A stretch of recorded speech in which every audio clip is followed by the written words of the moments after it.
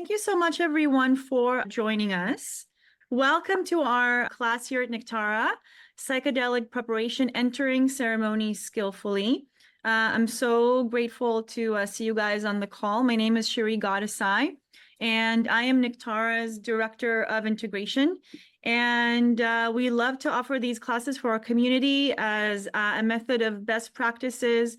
Obviously, you're here because you're probably highly interested in psychedelics and employing the safe uses of psychedelics and plant medicines into your life for increased well-being. And that's why we're here to help you facilitate this transformation. So I do want to start off the idea of engaging with psychedelics and the way that we should approach them is that the only thing that we can predict about psychedelic journeys is that they are completely unpredictable. And what this means is it can be the same person, the same substance, the same compound, same dosage, the same set and setting, attitude, environment, your level of skill set and experience. Even if your intention is the same, your journey will still never be the same. And this is why these compounds can be so enticing and offer a very high level of unpredictability. And we just want to be prepared for that. Here's our agenda for today. Again, Tara, we're here to help you provide vital information for deep, safe, and transformative psychedelic retreats. The information that you receive on this call today is going to be excellent and useful for any medicine that you choose, any dose that you choose, any experience level that you may have. And you're also going to learn how to double down on your preparation strategy to increase the chance of reaching your goals and sustain your results. Again, my name is Shiri Godasi. I'm a psychedelic. I'm passionate about helping people like us make the best engagement and approach with these very powerful compounds to be able to facilitate deep change in our lives and live heaven on earth, really, is what I'm passionate about. So why do we need preparation?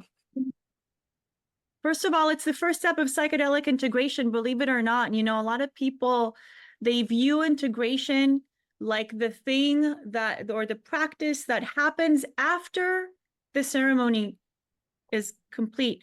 I'm here to say that actually integration begins before your psychedelic experience. And in fact, it is my opinion that it begins the moment that the idea of engaging with psychedelic compounds first enters your field of awareness, enters your mind, and it becomes real for you in the conceptual stage. You're already beginning to integrate the medicine into your life in that way.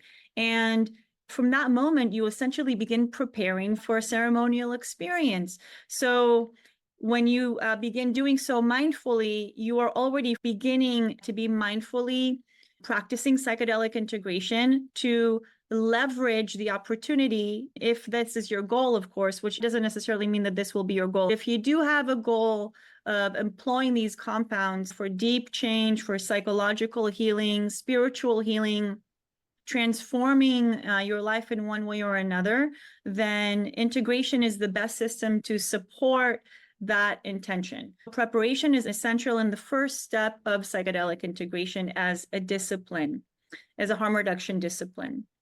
We also prepare as a psychedelic insurance policy. Basically, we know that this class of compounds, including synthetic compounds, including naturally occurring compounds, plant medicines, fungi, have a very low risk profile. And with that, there are still risks involved. And when we prepare effectively and mindfully, then essentially you're setting the stage for increased safety, minimize risks, minimize harm, minimizing the chance for what some people call a bad trip, minimizing challenges and minimizing difficulty. And it's not to say that we're trying to completely strip the experience out of challenging moments. That's not necessarily what it's about, but it's really just about harm reduction and benefit enhancement. And it also helps you to make better decisions for yourself. Essentially, what I really found in my years of doing this work and being a psychonaut myself is if there's one umbrella lesson that I feel that spirit or psychedelic spirit, whatever you want to call it, is really here to help us with is to learn that we are powerful creators, that we can literally create anything we want, and that we are here to take charge of our lives and of our destiny. When you are, again, mindfully preparing and engaging in that process before you ingest any compounds, it helps you better, it makes you better informed, and it helps you take better charge of your experience and of everything that comes after it, which is the rest of your life. So it's really like an empowering strategy. And I really love to look at it in this way because, again, in the journey of self-mastery, you're already beginning to take control of your best life immediately and before you even stepped into your curated ceremonial space. So here are 10 questions that I invite anyone who's listening to ask themselves when they're just even thinking about trying psychedelics. And by the way, you're here, maybe you have some experience, maybe you have no experience, maybe you're super experienced. And I still find that no matter the level of engagement that you have, it's always good to return to these questions. It's a good tool to evaluate our relationship with this modality. And this is what it's all about. Preparation is about being in right relationship with psychedelic compounds, with psychedelic therapy, and with this tool that can really support us to reach our goals, again, whatever they are, at any stage of your personal development journey. So the first question is to ask yourself, is this modality right for me? A lot of us psychedelic advocates, if you're experienced, you may have this desire, or at least sometimes you think, man, wouldn't it be amazing if everyone took MDMA, right? We wouldn't have war. Maybe even wouldn't be any politicians. We'd just be doing kumbaya around the world. And it is, maybe something to aspire to. It definitely sounds like an ideal reality, at least like the goal of it all. But the truth is that psychedelics are not for everyone. They're not right for everyone. It really depends. Each person has such a subjective experience of life, has their own circumstances, their own conditioning, their own resources that they're working with. And every person needs to be able to evaluate their unique situation and to see for themselves if this modality is right for them. Again, there is physical toll, emotional toll, psychological toll, an impact in the aftermath. And, also there's the biochemistry aspect, medical conditions. There are so many different pieces of the puzzle that need to be taken into consideration to ensure safety. And then, of course, if you have a goal to use this to create effective and sustainable transformation in your life, you want to see how you can increase the benefits. So you got to ask yourself, why do I want to do this? Why this and why now? What are my personal goals? And when I say personal, we're on a collective journey. At the end of the day, integration and psychedelics are all about returning to the collective. There's so much hype around like psychedelic healing, 10 years of therapy in one session. Michael Pollan, who was, a food culture author, now became a psychedelic author and pollinated the people, right, with the cultural buzz that he was creating. And it's like, it almost seems like there's a type of like a pop culture social pressure to engage. And also, like, again, the expectations of, oh my God, this is going to provide me 10 years of therapy in one session type of thing. So we're putting like really high expectations on this modality and on ourselves. And we need to be able to ask ourselves, well, what if this actually doesn't provide my hopes and dreams? Right? What if I don't get that solution that I hope for? What if I don't get that breakthrough that everyone says you must have at a 5-MeO DMT ceremony? What if I don't have the visions in ayahuasca that everyone says is the thing to have, right? Otherwise, I'm not doing it right. So basically, with this question, you're redirecting any expectations that you may have, or desires that you may have, or projections that you may have. You're directing them within so you can make your own decision that's right for you first and foremost, because this is about your own well-being at the end of the day. So that's the first question. And then the second one is this the right time? Right? So we began with asking, why this? Why do I want to do this? Then you're going to continue with asking, why now? why do I want to do this or need to do this or desire to do this right now at this season of my life? I'm going to ask myself, allocate the time that is necessary, again, for deep, effective, and safe experiences, and of course, integrating the transformation and realize those visions and really creating that effective change in my life. That takes time. That takes resources. And it's not just about the 5 hours that I spend in ceremony. It's weeks before, weeks, months, and years after, depending on your goals, depending on your desires, depending on you. But you have to accept that sometimes our mind may have all these desires, hopes, and dreams for us, but it could be that sometimes it's just not the right time. If we're in crisis, for example, a lot of people reach out to this or come knocking on the door of psychedelic healing at a time when they are in crisis. And yes, this modality can provide a turning point or a breakthrough, or can help us see the light at the end of the tunnel when we are going through dark times. And sometimes they can be incredibly destabilizing. So when we are in crisis, we need to understand that it can actually create more crisis in our lives. So basically, also, if we need to understand, if we choose that it's not the right time, then actually understanding that can help us get to a place where I'm able to make an empowered decision and really look at my life and just through going through a list, really take a look at the factors that need to be changed for me to be able to get to that place where it is the right time for me.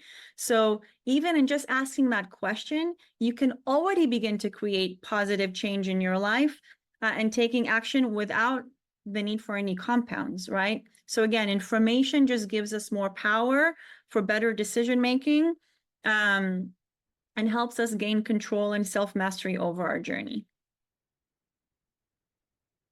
The next question would be, am I set for big change? And this obviously piggybacks on the right timing. We understand, again, how incredibly powerful these compounds can be. Yes, they actually can provide you the magnitude of 10 years of healing in one single session. The question is that even sustainable? Are we even able to, even if in the moment, in the ceremony, it seemed extremely feasible to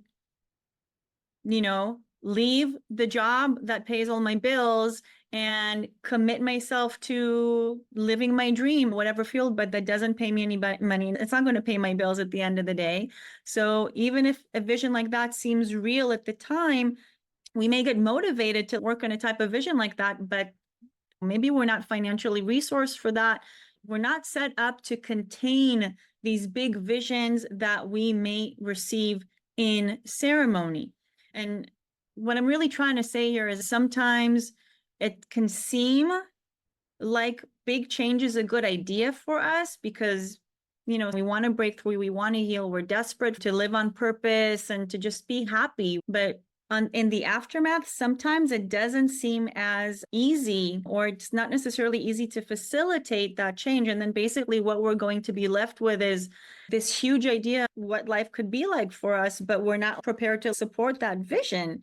So that can cause more despair, it can cause us to feel inadequate, it can cause self-doubt. So basically, we want to check in and feel into, are we well-resourced? Are we emotionally regulated? Am I able to just move with transformation? Am I resilient in that way?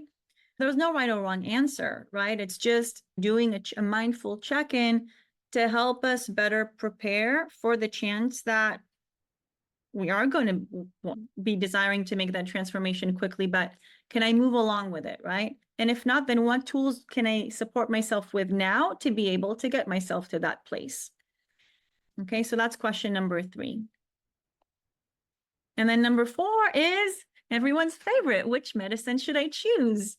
When sometimes it may seem kind of obvious, especially for beginners, they want to try something that's natural, that's not synthetic, that's not going to harm their brain, something that's relatively, user-friendly. And again, there is no right or wrong answer. This is so incredibly personal. Number 1, in my opinion, is it really does depend on, first and foremost, your own circumstances, right? Always, again, safety first. What are your humans' limitations? What's your mental health like? Are you taking any medications? Do you have any known trauma? Keyword known. Physical limitations, mental health, emotional capacity, time, money, energy. Do you have the right support? Is your partner supportive? Are you working a stressful job where, you're going to have to return to immediately on Monday at 6 a.m. after you just sat through 3 nights of ayahuasca during the weekend? What are you working with here? Right? Obviously, physical factors are a huge factor because we know that certain compounds, certain psychedelics, and also with medications, there can be contraindications. People with certain mental health conditions cannot utilize some of these compounds, or they need to do so in a certain setting. So this is just the most rudimentary level of how I can make my decision. And then beyond that, you're going to want to look at, okay, what is your experience level? Are you a complete beginner, or are you already experienced and have sat through ceremony and you already know that you have the physical resilience, the mental resilience? Some compounds like the plant medicine, the root shrub iboga, can be between 24 to 48 hours of ceremony. That's a lot. That means that you're not sleeping. That means that it really tests not just your emotional, mental, visionary resilience, but your physical capacity. And it's not a beginner medicine, so you want to think about your experience level. And obviously, what's the legal situation, right? Are you living in places where you do have some type of access to different compounds? We know that, at least in the United States, we have different states where compounds are becoming decriminalized, and psilocybin therapy can be offered in certain states completely legally now, which is so incredible. Some people live in places where even cannabis is illegal still. So you want to think, okay, what is available to me? There's always the options of traveling abroad. Do I have the money and resources for that? Do I have the time for something like that, right? To go on like a 10-day retreat. But I do want to say, something is always somehow available. We know that ketamine is also available, and we just have to know what your options are and, of course, your goals. And then you put all that together, and that's how you know which medicine to choose. But again, first and foremost, you just do this list of self-inquiry, and then you will be able to know which medicine you're guided to use. This just gives you a different tool from just like going on autopilot, like, I want to try mushrooms because that's what Michael Pollan did, right? So yeah, personal empowerment and discernment is really the key of preparation as a whole. Discernment is the word that I would like to leave you with here for today. But we're not leaving yet. We're question number 5. Okay, now we're talking about the setting, right? Where will be my environment? What is the most optimal space where I can feel safe, to go deep, to be vulnerable, to really lean into the medicine? And we know that to create the conditions of safety, the more informed we are, the safer we feel. When choosing a retreat center, there are such a variety of retreat centers all over the world these days for any type of experience level of luxury. And yeah, you want to vet your retreat center according to the medicine. Look at their screening protocols. Do they even offer screening protocols? What are their safety protocols? How many guides do they have? How many people sit with you in ceremony?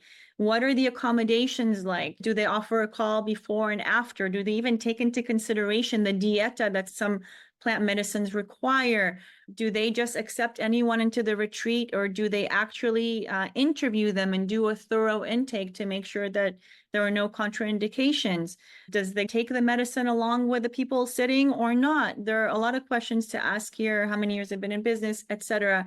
But this is another way, again, to ask yourself, do I need this environment? Or some people, they just automatically choose retreat center because it's like a done for you service. Everything is taken care of.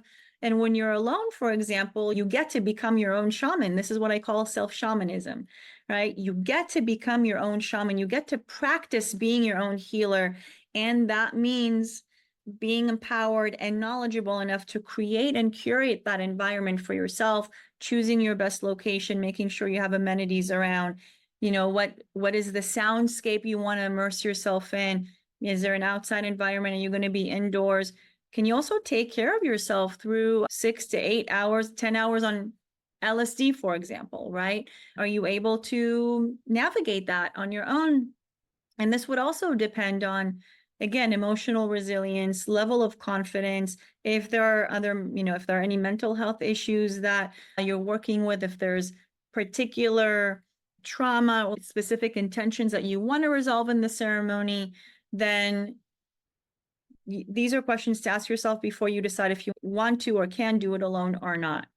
We know that hanging out with friends obviously, it's a very social situation, can take you out of your own experience, but you get to practice being social and under the guidance of psychedelic medicine, which just offers a completely different and novel experience.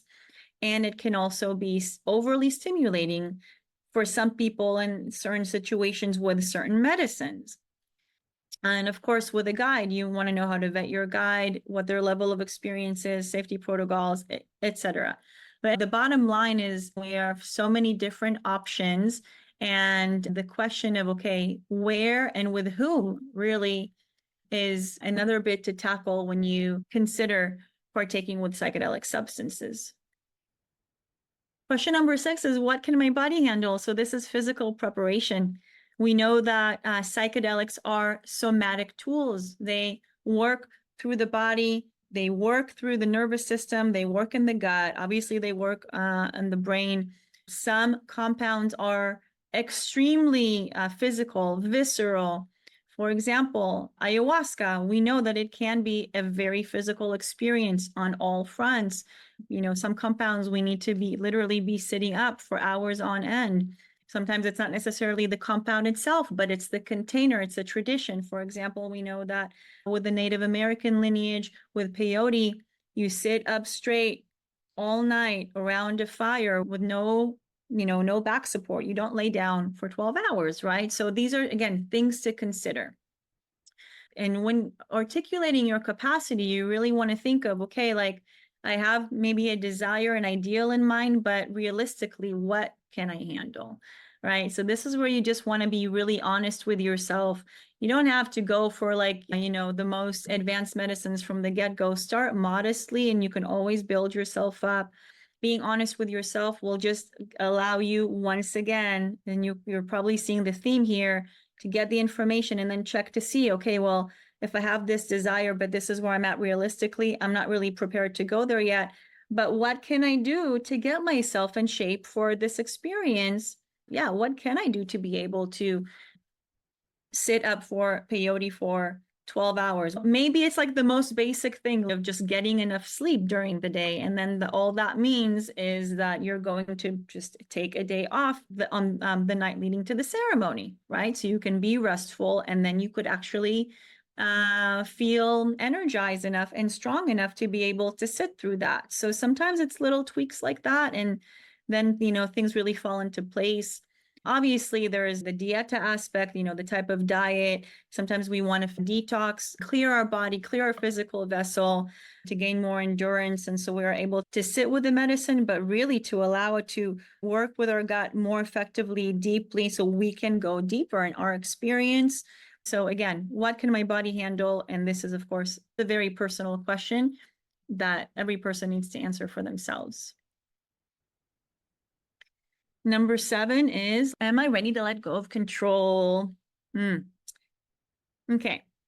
Well, this is an interesting one for sure, right? Because on the one hand, we know that there is an opinion that letting go of control is like the essence of psychedelic plant medicine healing, right? Or consciousness expansion. You're releasing limitations, everything that you believed was true. You're releasing narratives, you're releasing limiting beliefs, you're releasing holding on to something.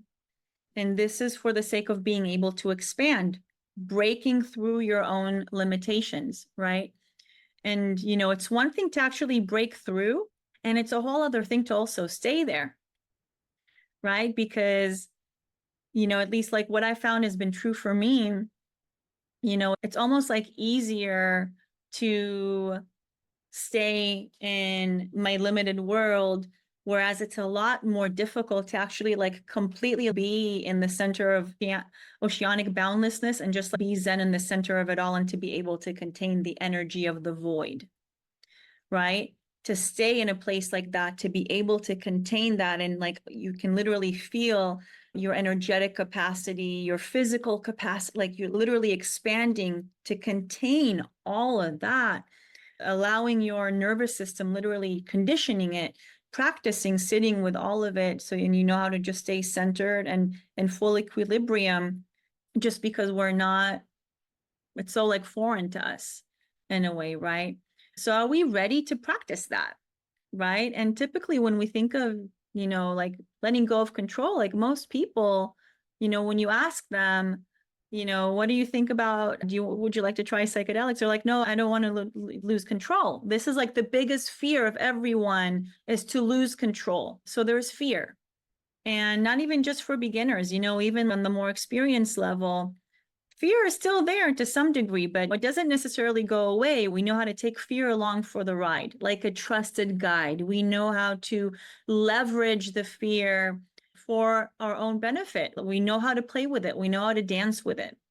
It's learning how to work with our resistance, learning how to not let fear consume you, or rather intentionally allowing it to consume you as a tool to, again, go in deeper, safer, and gain more benefit. These are basically skill sets of learning how to find the balance between, do I need to fully, completely surrender, like some of the pop culture media tells me, oh, just surrender and let go, versus is there actually a balance in ceremony of I'm allow myself to be surrendered.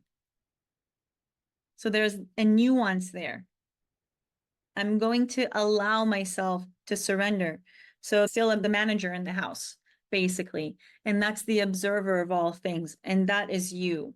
When you remove yourself from the limited human experience and you can become that all, and you can see that actually you do get a say in all of this. You can create this experience hand in hand with the medicine, and you can choose to surrender because you know that it's going to be in your highest benefit and in the greatest benefit of everyone. So it's about learning how to find the balance between the different energies that are at play. And again, this is all a skill set that can be learned, okay? And we teach this, by the way, in Nectara in our 14-day preparation course. We have a few sections specifically on working with resistance and fear and learning how to masterfully navigate the ceremony. Am I ready to let go of control? And am I ready to work for it? And I think this is the key. And again, working is, you know, not in the sense of, you know, like working like to exhaust to death or because we have to work, but it's more of I choose to do this for myself because I know that life is, whether we understand it or not, life is about work, but I can totally manipulate the idea of work to be completely playful and regenerative and more nourishing than it is exhausting. So, but yeah, I get to participate willingly and joyfully in the creation that I'm stepping into.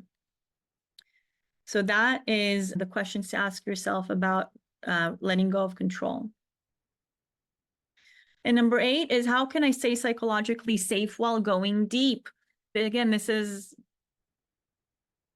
another one of those obviously very important questions because it has everything to do with safety.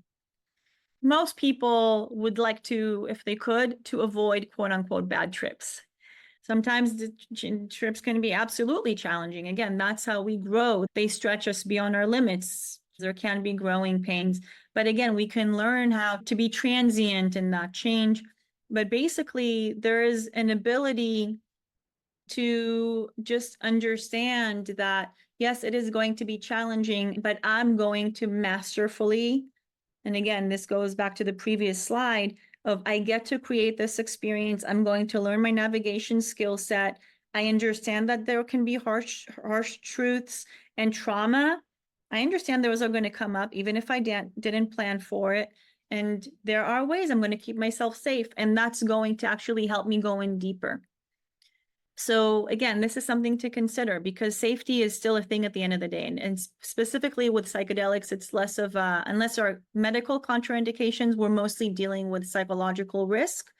But again, if you go do the proper safety assessments and learn how to navigate these spaces of consciousness, then you will be fine.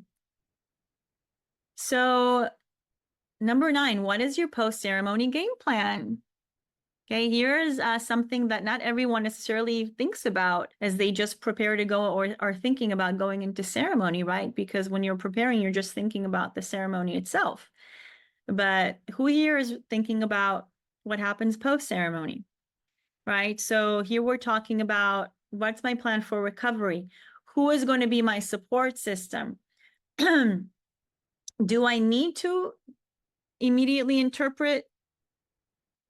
And if so, how do I do that? This is basically applied psychedelic integration, right? When people say it's taking that vision and making it into your daily life, that's what it is right here. But how to actually do that is where a lot of people struggle. Because right now, psychedelic integration is mostly known as a meditation and journaling practice. But there is actually a process of psychedelic integration and actually integrating the visions to make sustainable, long-lasting change in your life. And you need a game plan for applied action towards your transformation, making it stick. And also, are you prepared for things to go haywire? And what I mean by that is who here doesn't have an expectation for things to go through the transformation in the most beautiful ways? And the experience is going to be super helpful for us, and we will emerge stronger. And ultimately, again, when you have your things intact, your support system, your expectations, you did your safety, even if things are challenging, it does turn out to be extremely useful, absolutely life-changing in the most beautiful ways, right? But sometimes it takes time to get to that, right? Sometimes it's actually most of the time for big changes, I would say actually more often than not, it gets a lot worse before it gets better. So we just need to, again, be aware of that and prepare to have a game plan for that. And then again, and that's the question is, what will you do when things fall apart? Because we know that everyone talks about psychedelic integration. What about psychedelic disintegration? And again, I'm talking about those who are interested in employing these substances, these compounds, specifically for psychological healing, spiritual transformation, and positive change, habit changing, reaching your goals. It's going to get worse before it gets better. And they will literally, before you get integrated, you're going to get disintegrated. You're going to break yourself apart. And then you're going to have to sift through the pieces. You're going to have to do a lot of clearing work, not just energetically, psychologically, but literally physically sometimes, and put your life back together again. And that takes time. But essentially, disintegration is the depth of the integration process. Authentic self, or the highest vision of you that you have, gets to turn it into your reality. So this is where integration comes to life. So disintegration is such a pivotal and a precious stage of the process, and you definitely don't want to gloss over it, right? You don't want to put a Band-Aid over it just so you don't feel the feelings. This is kind of like where you do the surgery on any wounding if you have that, and so you can ultimately return things to harmony. So you just got to be prepared for that is all. I'm going to go through this quickly just so we can leave time for Q&A. But if you're interested in this topic, by the way, I do teach about psychedelic integration, in-depth disintegration on my website at psychsoul.com. And there are some benchmarks in this process. You can see the slide broadly. We know that there's going to be emotional deterioration and also an identity crisis. And these are the two umbrella components, benchmarks of psychedelic disintegration. And again, I'm just going to say that disintegration is to be anticipated if you have the goals that I outlined earlier about long-term, effective, deep transformation in your life.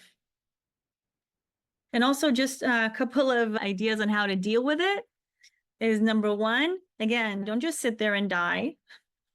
Okay. I mean, you can just to sit there and just like let things happen as they are. This is the strategy of surrender. Okay.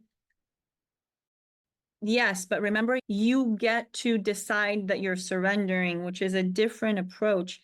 You're going to know that you're going to die, and you're just going to acknowledge that as a truth. Okay, that it is part of the process. This is how nature works. There is the seeding, there's the blooming, and there's the maintenance, and then we die. Right? So you can intentionally decide that I'm ready to let go, ready to die, ready to do the surrender thing. Let's do it. Here's my plan. I'm going to prepare.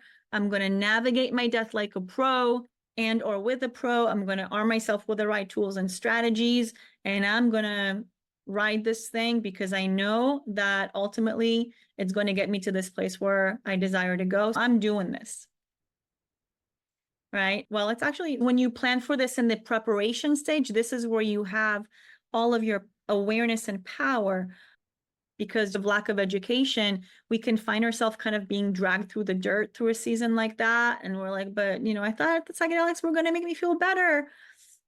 This sucks. And, when you're in the death portal, it's hard to see it in this way that, of course, we're talking about it now. So it's better to prepare for it while you're in your right mind, if you will, and then you can feel safer to let go and die effectively because you already have everything in place, right? So just plan for it and ride it like a champ. And then finally, your secret weapon for that is, here's what makes the difference between a psychedelic disintegration phase that is brutal, that is dark, that is full of suffering, the disempowered surrender. 2, a process that, again, you've got this by the horns, you're leveraging it, you're on it. Even when you're dying, you're like alive and watching and you're on it, you're cheering yourself on. So the difference between these two is, number one, you need information, because remember, information just gives you more power, because then you can choose. When you have all the information, when you're aware, you can make a choice. So information is the first one. Number 2 is loving and mirroring reflection. Basically, like here, what we're talking about is community or therapist or a coach or someone like life from the outside that, again, is holding space for you, watching you, provides you with the tools, gives you water when you need it, wipes your sweat off when you need it, right? Just like a boxer in the boxing ring that has their coach and they're just like taking care of their needs and like letting the boxer, win their battle. This is the same thing. So someone that's external that can just like walk you through. And then ultimately, this is it: information, community, and guidance, right? If you guys have any questions, please put them in the Q&A now. I'll do my best to answer what I can. So Nectara and I have designed a 14-day guided journey for you all, in the sense of it can be self-paced or it can literally be like a guided 14-day ceremony to help you prepare for any psychedelic experience, any retreat, any medicine. It has tons of content. It cycles you through all the questions that I shared with you. And of course, a lot more. It helps you ask the questions, but it gives you all the tools that you need to ask these questions and teaches you how to effectively be your own shaman and take control into your own hands. Right? It teaches you how to be that co-pilot with the medicine. So this is the link for the ceremonial preparation workshop. Really an amazing, amazing course. Yeah, so this is going to be just your best ally in preparing for any psychedelic experience. Highly recommended. And then, of course, if you want to go deeper, there's also an opportunity to do private coaching with me for 8 weeks. You get the course, you get the membership in our platform, and also you get like a personalized integration roadmap that I built together with you for you. We cycle through everything that's needed, helping you choose your medicine, doing the safety assessments, helping you clarify your goals, giving you, I teach you tools of how to work exactly with the medicine and the plan that we choose. I basically build you like a treatment, quote unquote, treatment plan for psychedelic therapy. And the outcomes of that container are incredible. Results are almost completely guaranteed. I'm saying the word almost because, it's not good practice to say results guaranteed. I don't do that really, but from my experience working with clients, this program delivers for sure. So it's a good investment if you have, again, specific goals that you want to reach in psychedelic therapy, and you really want like someone to guide you through so you can go deeper, faster, and get better results in less time. Then you can email me and I'll send you an application and all the details. So those of you who are listening, by the way, and cannot see the slide, it's Shiri, SHIRI, at nectara.guide for email. And then this is just a summary of all of our questions. Okay, the questions that are great to ask yourself when thinking about trying psychedelics. Number 1, is this modality right for me? Number 2, is this the right time? Number 3, am I set for big change? Number 4, which medicine should I choose? Number 5, where should I do it?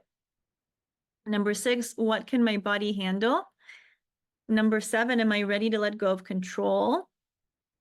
Number 8, how can I stay psychologically safe while going deep?